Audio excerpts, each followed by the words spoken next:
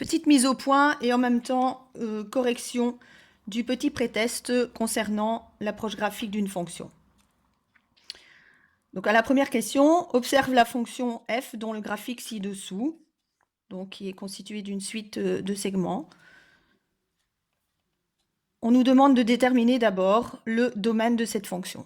Alors je rappelle que le domaine de la fonction est l'ensemble des valeurs de x qui ont une image par cette fonction. Et donc, si on regarde le point de départ de ce graphique, le point A est en trait plein. Donc, ça veut dire que ce point A fait bien partie du graphique. Quelle est l'abscisse de ce point? Moins 3. Et puis, si on part dans les valeurs supérieures à moins 3, on voit qu'à chaque valeur de x correspond au plus une image. Donc, je rappelle en passant que c'est bien une fonction. Quelle est la valeur maximale des abscisses qui entre en jeu ici? Eh bien, si on regarde le dernier point G, a pour abscisse 6, et tous les points qui sont entre le point A et le point G donc, sont bien des points de ce graphique. Et donc, nous sommes dans l'intervalle de moins 3 jusqu'à 6. Et donc, domaine de la fonction f, l'intervalle moins 3, 6, prenant en compte moins 3 et 6, et donc les crochets dans le sens habituel. Quel est l'ensemble image de cette fonction? Pour cela, il faut regarder les valeurs de y maximales et minimales qui sont intervenues dans ce graphique. Et donc, si on observe ce graphique, le point le plus haut est le point E, qui a pour ordonnée 5. Puis, tous les points de ce graphique ont des ordonnées inférieures à 5. Et le point le plus bas du graphique étant le point G, la valeur la plus basse des y est moins 2. Et donc, l'ensemble image, les valeurs de y qui interviennent dans ce graphique, donc qui sont l'image de valeur de x, on est dans l'intervalle moins 2, 5. Puis, on nous demande de déterminer la ou les racines de cette fonction. Je vous rappelle que pour déterminer les racines, il faut regarder l'endroit où le graphique vient couper l'axe des abscisses. Et la racine correspond à la valeur de x. Donc c'est un nombre et pas un couple de nombres, hein, qu'on soit bien d'accord. Et donc ici, on est plus ou moins à la valeur moins 2,2, hein, tenant compte de plus ou moins de l'échelle, on est approximativement à moins 2,2. Donc va intervenir cette racine. Et puis là, on a le graphique qui coupe aussi l'axe des abscisses en l'abscisse 5.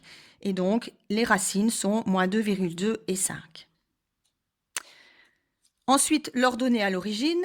Là, par contre, il faut regarder le point commun avec l'axe des ordonnées. On a ici le point B. Quelle est l'ordonnée de ce point? On est à 2,5.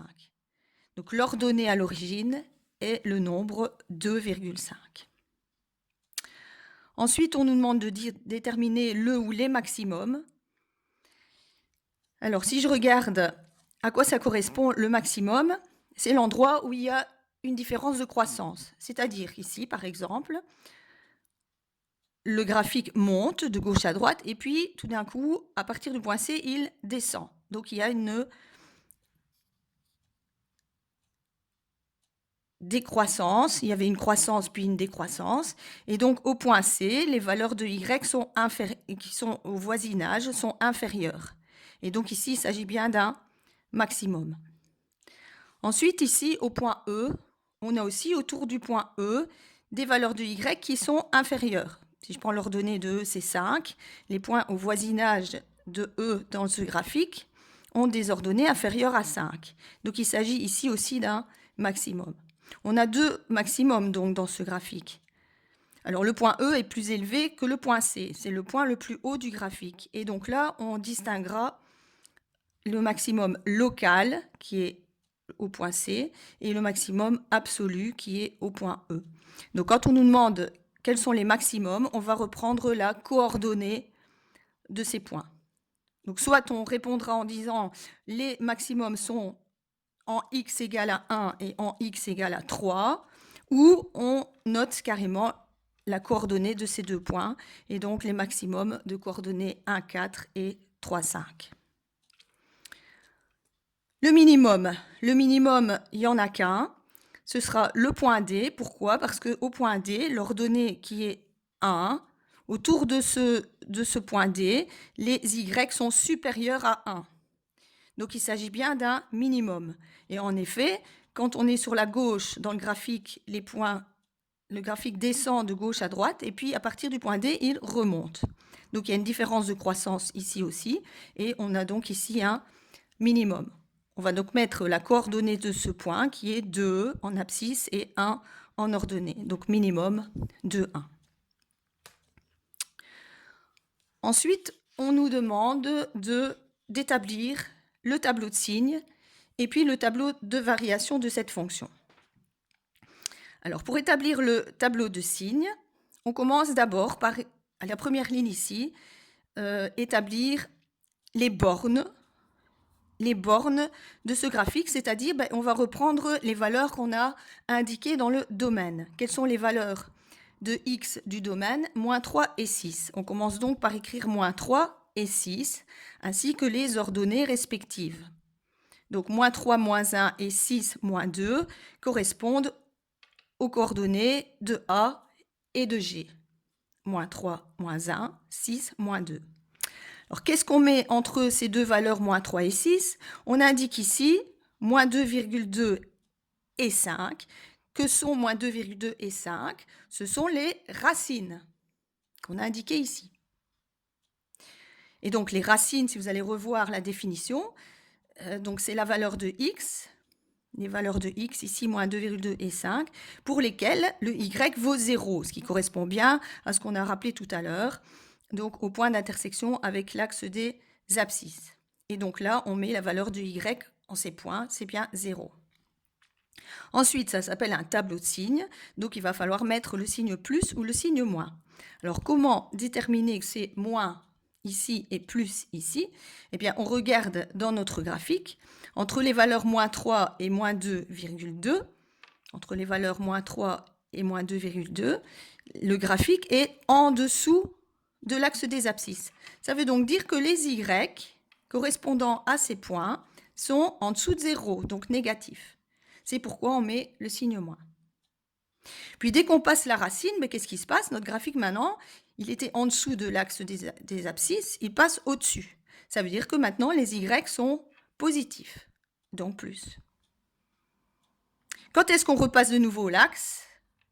Dès qu'on passe le point F, et donc l'autre racine 5, dès qu'on redépasse cette racine, on repasse de nouveau en dessous de l'axe des x, et donc les valeurs de y ici sont de nouveau négatives.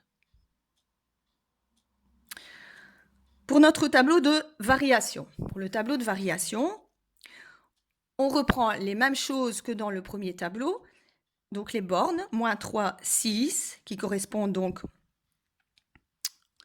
aux valeurs extrêmes, je vais dire, des abscisses dans le graphique. La coordonnée correspondante, donc à la valeur moins 3 pour x correspond moins 1 pour y, à la valeur 6 pour x correspond moins 2 pour y. Donc on écrit d'abord ces deux coordonnées. Et ensuite, qu'est-ce qui intervient entre deux? Interviennent les maximums et minimums.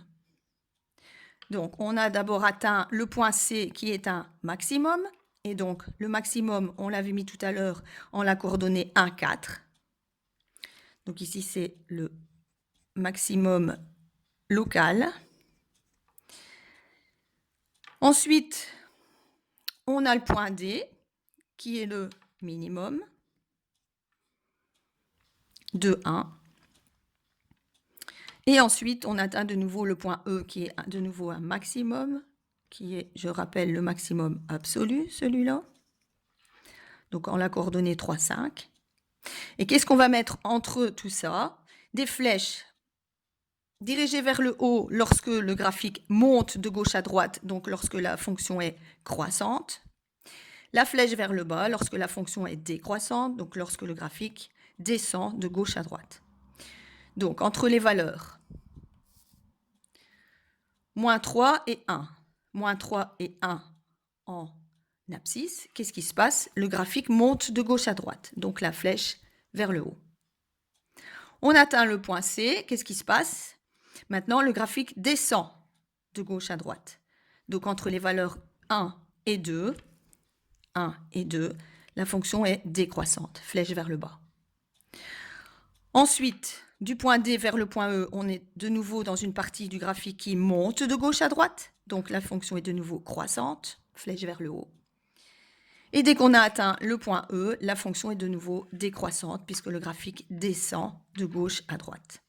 Et donc flèche vers le bas. On a donc fait notre tableau de signes et notre tableau de variation. Alors, dernier point abordé, c'est les comparaisons de fonctions. Voici les graphiques des fonctions f. Donc la première qui applique x sur y égale x carré moins 2x moins 1. La fonction f, c'est le même graphique, hein. La fonction f est représentée donc par une courbe, je vous rappelle, qui s'appelle une parabole. Et la fonction g, représentée par le graphique ici, c'est une droite parallèle à l'axe des abscisses. Donc le graphique de la fonction g se trouve ici. Et donc c'est la fonction qui applique x sur y égale moins 1. Je vous rappelle qu'il s'agit de la fonction constante. On va l'ajouter fonction constante. On nous demande détermine les parties de l'ensemble des réels où a, f de x est inférieur ou égal à g de x. F de x, je vous rappelle que ça correspond à y. Et donc, il faut regarder, comparer les deux graphiques, donc la parabole et la droite ici, et regarder où les y de la fonction f sont inférieurs ou égaux aux y de la fonction g.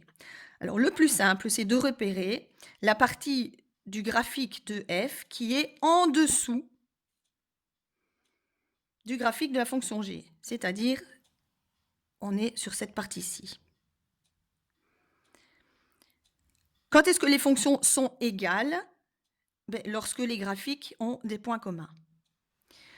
On les tient, on les prend, on en tient compte. Pourquoi? Parce que on a le symbole inférieur ou égal. Donc, repasser sur cette partie-ci, on est donc sur la partie de la courbe qui est en dessous de la droite. Et donc, on est dans quel intervalle? Donc, il faut aller regarder les abscisses de ces points. Donc, l'abscisse de ce point-ci, c'est 0. Et l'abscisse de ce point-ci, c'est 2. Donc, dans l'intervalle 0 à 2, les y de la courbe sont inférieurs ou égaux aux y, qui vaut 1 ici, qui valent 1, de la fonction g. Et donc, on est dans l'intervalle 0, 2. Ensuite, on observe le même graphique et le signe change. F de x strictement supérieur à g de x. Et donc, cette fois-ci, on va regarder où sont les y de la fonction f qui sont supérieurs aux y de g. Et donc, on va repasser la partie de la courbe qui est au-dessus de la droite. Et c'est f de x strictement supérieur, donc on ne prend pas les points communs. Ça veut dire que les valeurs de x qui correspondent ici à 0 et à 2 ne seront pas reprises dans notre réponse. Ce qui veut dire les x qui interviennent pour cette partie-ci. Je vous rappelle que la parabole est censée continuer vers l'infini là-bas. Et donc, où sont les valeurs de x qui démarrent dans notre graphique? On est de moins l'infini jusqu'à la valeur 0. Et puis, quelle est la partie de la courbe qui est de nouveau au-dessus de la droite, à partir de x égale 2, mais 2 exclu, vers plus l'infini. Et donc, la réponse pour cette question ici, c'est donc la réunion des intervalles moins l'infini 0 et 2 plus l'infini. Ces valeurs sont exclues chaque fois.